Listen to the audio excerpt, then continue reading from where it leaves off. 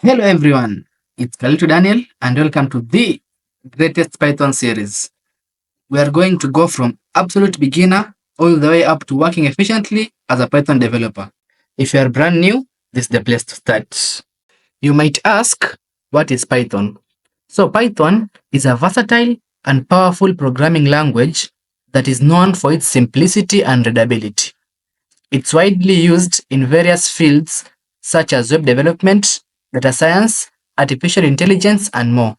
In this series, we'll cover the basics of Python, including setting up your development environment, writing your first Python script, and understanding the core concepts that make Python such a popular language.